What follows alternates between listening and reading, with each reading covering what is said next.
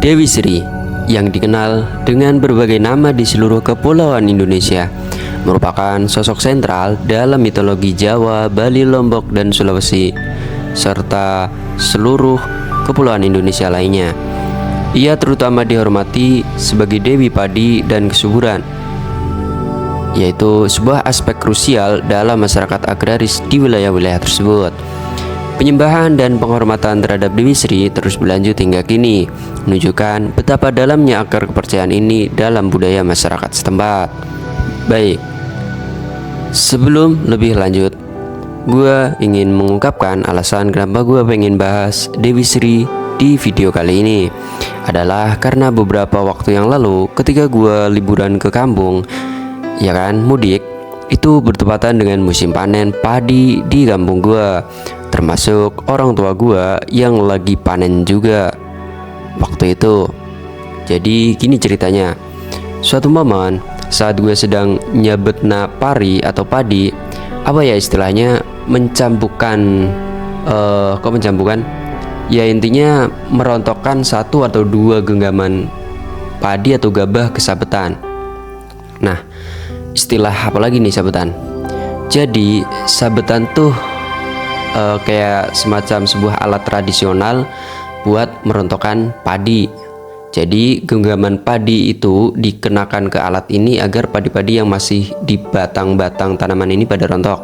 Nah, di momen ini nih, pas gue lagi mengangkat itu batang genggaman padi itu terlalu ke atas, hingga akhirnya ditegur sama bapak gue. Katanya, hati-hati, ini padinya pada mamprut-mamprut, pada keluar layar. Saat itu kakak gue yang lagi di pelagang nyeletuk tuh, engko ndak diseneni Dewi Sri ya pak, atau istilah bahasa Indonesianya, nanti ndak kena marah Dewi Sri itu. Nah, berangkat dari sini kemudian gue pengen ada ide untuk bahas Dewi Sri nih gitu men. Akhirnya gue bahas nih Dewi Sri di video kita kali ini. So, tanpa lama-lama dan basa-basi, ini dia video yang akan mengeksplorasi Dewi Sri.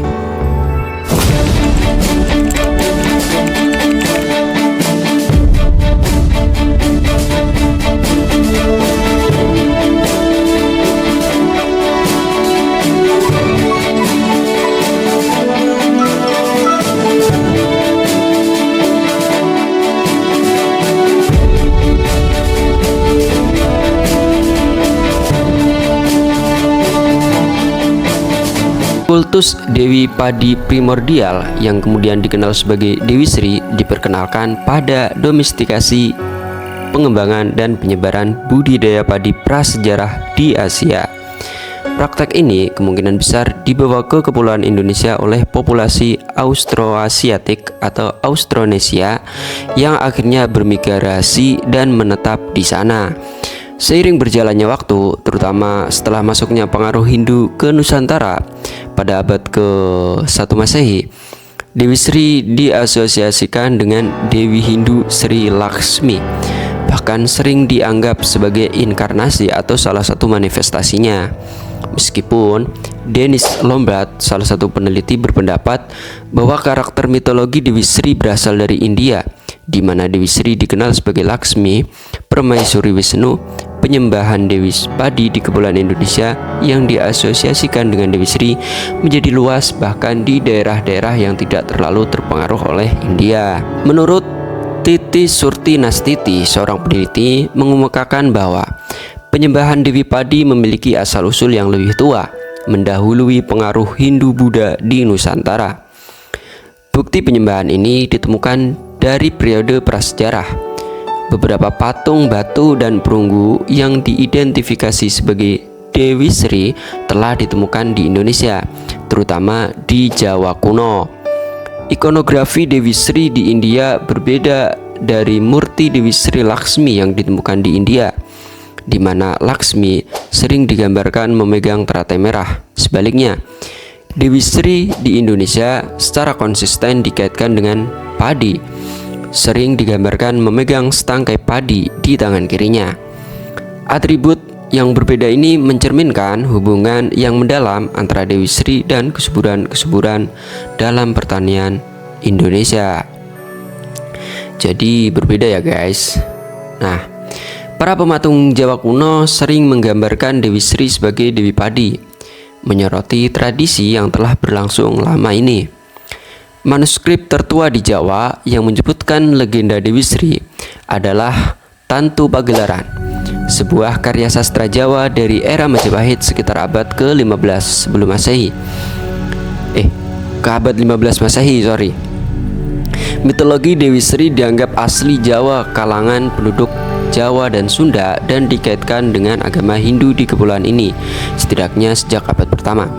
Dewi Sri ini disamakan dengan Dewi Hindu Sri Laksmi dan sering dianggap sebagai inkarnasi atau manifestasinya, serta dikaitkan dengan kekayaan dan kemakmuran. Di Bali, Dewi Sri memiliki posisi unik dalam panteon dewa dewi karena beliau adalah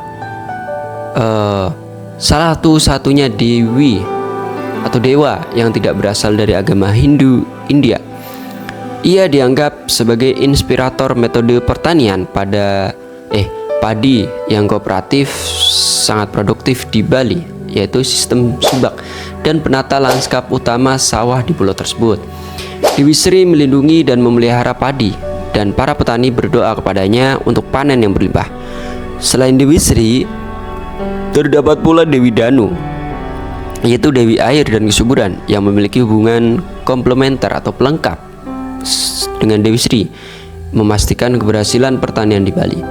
Keberadaan dewi lokal yang dihormati dan terkait erat dengan pertanian ini menunjukkan bahwa pemujaan terhadap padi dan dewa yang terkait dengannya telah mapan sebelum pengaruh Hindu mencapai Bali.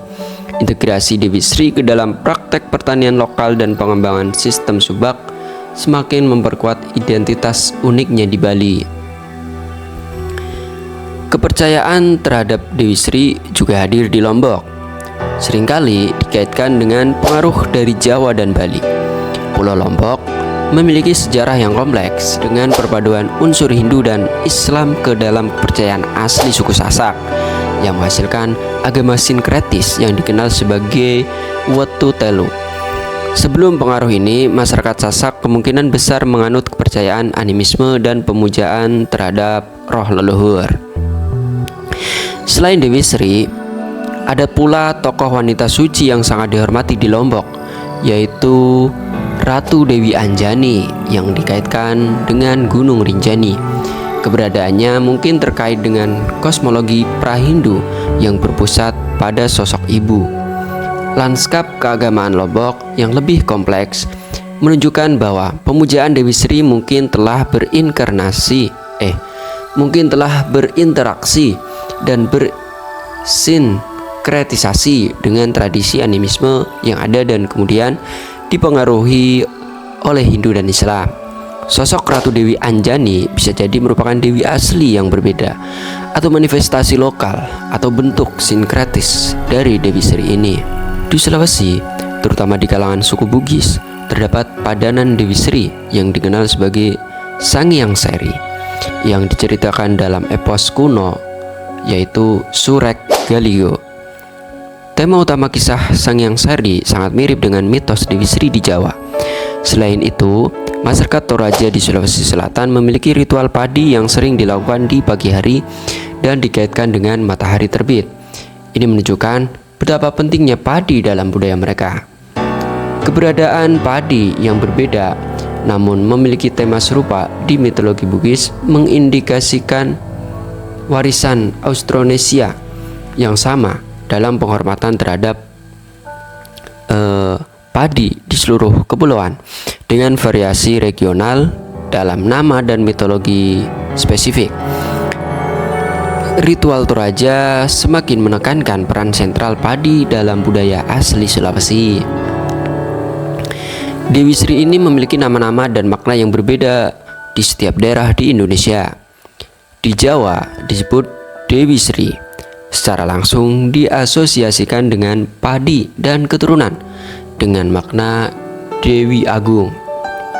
Di Bali, selain sebutan Dewi Sri, Ia juga dikenal sebagai Sri Sadana, Dewi Danu, dan Dewa Ayu Manigalih. Dewi Danu secara khusus terkait dengan udara dan kesuburan, menunjukkan keterkaitan antara kedua elemen ini dalam pertanian. Di Sunda disebut Nyi Pohaci, Sahyang Asri, yang berarti putri terhormat dari keindahan ilahi. Ini menonjolkan sifat mulia dan sucinya. Di Bugis disebut Sangyang Sari, yang berarti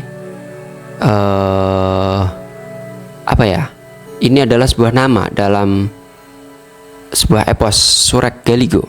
Variasi dari daerah lainnya juga ada, yaitu di Madura disebut atau dikenal dengan nama Ratna Dumilah, yang kurang lebih memiliki makna yang sama yang berhubungan dengan padi. Di Sumatera Utara muncul dalam kisah Darudayang, yaitu sebuah nama yang tidak eksplisit sebagai Dewi Padi atau Dewi Sri, tetapi tokoh ini terkait. Di Pulau Kei, Maluku ada dalam kisah tentang Letwir yang dipengaruhi oleh tradisi Jawa dan Bali. Meskipun di sini padi bukan makanan pokok, juga dikenal sebagai Ine Pare atau Ine Mbu Diende.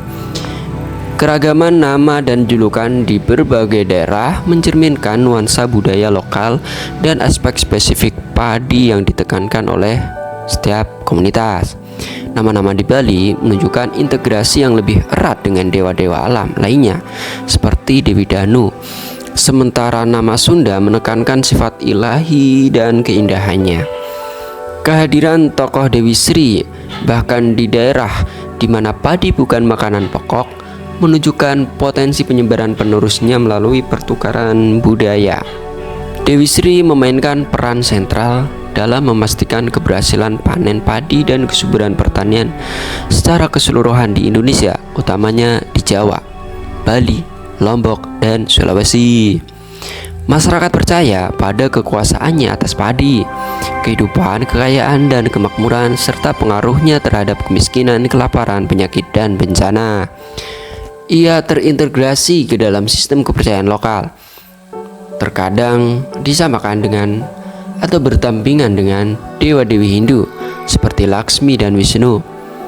Selain itu, Dewi Sri juga terkait dengan ritus kesuburan, tidak hanya untuk pertanian tetapi juga untuk keterjagaan alam dan kesejahteraan manusia. Pengaruh Dewi Sri tidak hanya melampaui keberhasilan pertanian semata, juga mencakup aspek kehidupan yang lebih luas, termasuk kekayaan, kesehatan, dan kesejahteraan keluarga.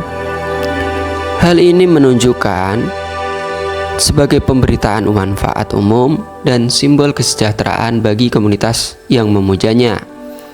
Keterkaitan Dewi Sri dengan menguraikan pertanian dan kesejahteraan umum mengindikasikan pandangan dunia holistik, di mana kesuburan tanah secara intrinsik terkait dengan kesejahteraan masyarakat.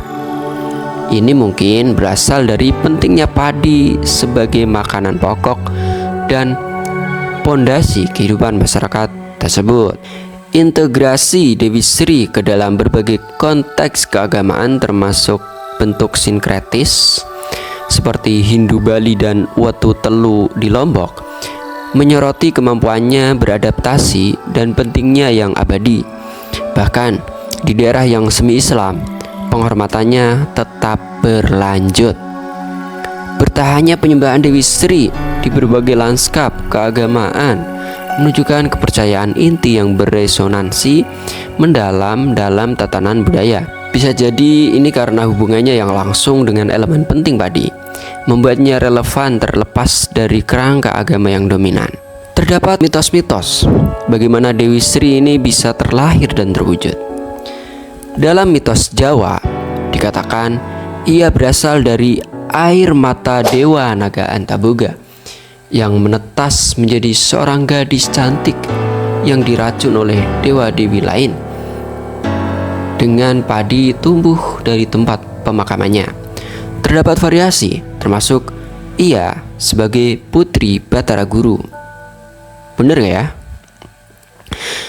Mitos Sunda mengatakan Ia dikenal sebagai Nyi Pohaci Sahyang Asri dengan asal-usul serupa seperti dalam mitos Jawa, juga melibatkan Batara Guru, kecantikannya, juga kekhawatiran para dewa sehingga diracun dan tumbuh padi dari tubuhnya juga. Dalam mitos Bugis disebutkan Sangyang Seri dalam Surya Galigo adalah anak pertama dari Batara Guru di bumi yang meninggal setelah 7 hari dikuburkan dan berubah menjadi tanaman padi. Dalam mitos Bali, asal-usul Dewi Sri ini terkait dengan Dewa Wisnu dan Sang Hyang Partiwi, yaitu bumi ibu yang melahirkan padi, dengan Indra yang mengajarkan manusia cara bercocok tanam. Dewi Sri muncul dalam mimpi seorang pendeta, mengungkapkan bahwa ia ditawan oleh iblis sebagai penyebab keringnya sawah. Juga dikaitkan dengan Sri Mahapunggung dan Pangeran Sedana. Ini adalah versi mitos yang lain. Tema yang konsisten di seluruh mitos ini adalah asal-usul padi yang bersifat pengorbanan, seringkali melibatkan kematian atau transformasi dewi. Hal ini menyoroti kesucian padi yang mendalam dan hadiah utama dewi kepada umat manusia.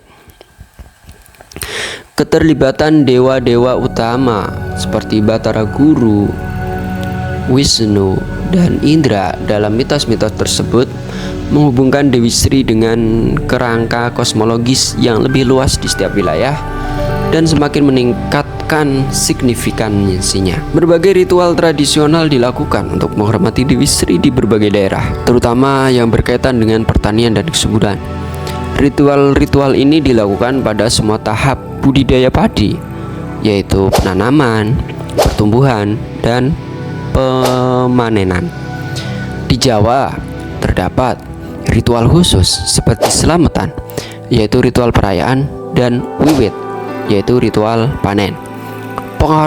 Penghormatan juga diberikan pada goah, yaitu area penyimpanan suci yang hanya dapat diakses oleh wanita dengan persembahan seperti salad kelapa dan pisang emas. Di Bali, persembahan termasuk canang sari, yaitu persembahan harian, dan pembuatan patung cili dari batang padi saat panen. Hari Jumat Sukra Umanis atau Jumat Kliwon didedikasikan juga khusus untuk Dewi Sri sebagai Hari Batari Sri. Lombok memiliki tradisi ngayu-ayu untuk melindungi panen serta perang topat atau ketupat, yaitu perang nasi ketan antara umat Hindu dan Muslim di Pura Lingsar yang menjadi simbol kerukunan umat beragama. Di dalamnya juga sebagai bentuk persembahan dan rasa syukur kepada Tuhan melalui Dewi Sri dengan tarian gandrung. Di Sulawesi, yaitu Bugis, ritual yang terkait dengan Sangyang Seri termasuk upacara Maddo Jabine yang melibatkan pembacaan Surek Meompalo Karelai serta ritual Mapadindang sebagai ungkapan syukur atas panen yang melimpah. Ritual-ritual yang rumit dan beragam di berbagai daerah itu menunjukkan penghormatan yang mendalam terhadap Dewi Sri dan pentingnya menjaga hubungannya yang harmonis dengannya untuk memastikan keberhasilan pertanian dan kesejahteraan. Kekhasan ritual-ritual ini pada setiap daerah mencerminkan tradisi lokal dan ekspresi budaya. Kehadiran ritual sinkretis seperti perang topat atau ketupat di Lombok mengindikasikan adaptasi penyembahan Dewi Sri terhadap lanskap keagamaan lokal, menggabungkan unsur-unsur Hindu dan Islam.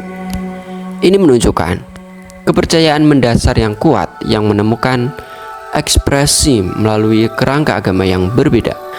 Simbol-simbol dan atribut yang diasosiasikan dengan Dewi Sri dalam seni dan representasi visual umumnya mencakup batang padi yang seringkali dipegang di tangannya atau digambarkan di sekelilingnya, dan simbol-simbol kesuburan yang seringkali halus dan bergantung pada konteks.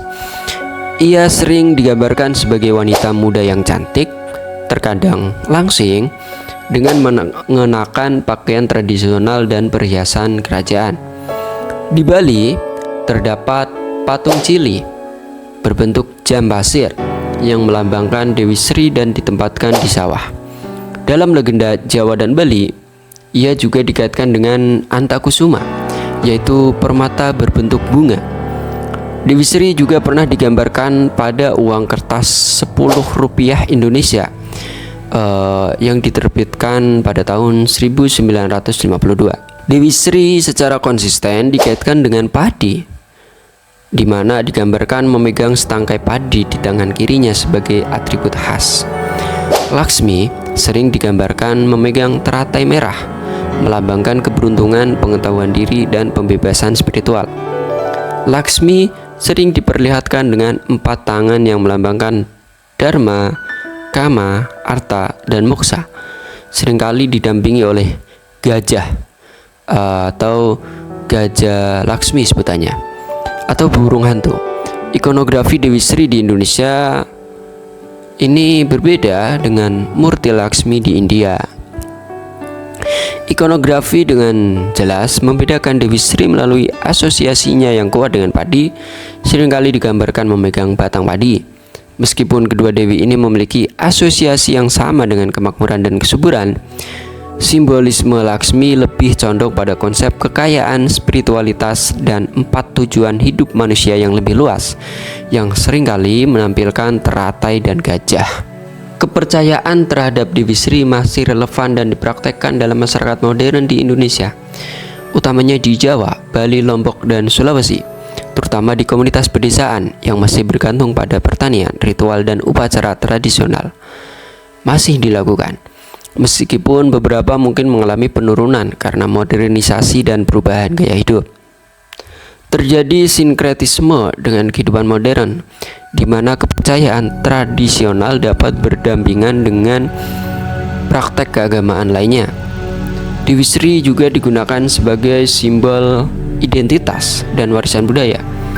Meskipun modernisasi membawa perubahan, Dewi Sri tetap memegang signifikansi, terutama di komunitas agraris, di mana budidaya padi tetap menjadi pusat mata pencarian dan identitas budaya mereka.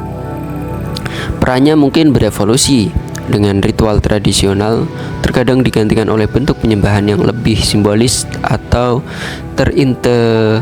terintegrasi.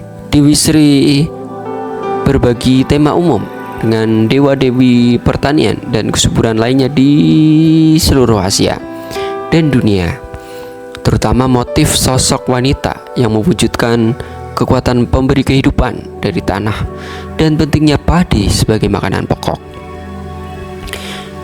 Dewi-dewi Indonesia lain, ada Dewi Danu di Bali yang berperan sebagai dewi air dan kesuburan. Ibu Pertiwi, Dewi Bumi Ibu, melambangkan Indonesia. Ratu Dewi Anjani di Lombok sebagai Ratu Jin terkait dengan Gunung Rinjani dan kepercayaan pra-Hindu. Dewi Padi Asia Tenggara, ada Mai Posop di Thailand, adalah Dewi Padi, juga dikenal sebagai Mai Huan Hao, yaitu ibu kemakmuran padi. Diperlakukan sama hormat serupa dengan Dewi Sri di Indonesia. Ada Nang Hosop di Laos, juga dipercaya sebagai Dewi Padi dengan mitos yang melibatkan pengorbanan dan asal-usul berbagai jenis padi. Ada Po Inonogar dalam masyarakat Cham atau Champa, itu suku bangsa yang tinggal di Kamboja dan Vietnam, adalah Dewi Padi dengan atribut dan ritus yang serupa.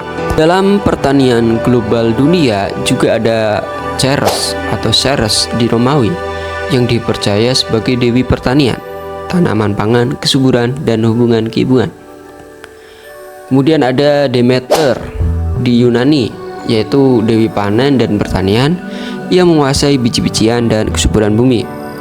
Ada juga Senong di Tiongkok atau Cina yang dipercaya sebagai penguasa mitos yang dianggap sebagai bapak pertanian Tiongkok. Berbeda ya, kalau di Tiongkok ini sebagai bapak atau lebih ke sifat laki-laki, karena di lainnya kan perempuan ya atau wanita. Seperti itu guys. Jadi guys, kesimpulannya adalah Dewi Sri tetap menjadi figur yang sangat penting dalam lanskap mitologi dan keagamaan di Indonesia dan dunia. Di Indonesia sendiri, perannya sebagai Dewi Padi dan kesuburan mencerminkan ketergantungan historis dan keberlanjutan masyarakat di wilayah tersebut pada pertanian, khususnya padi sebagai sumber kehidupan utama.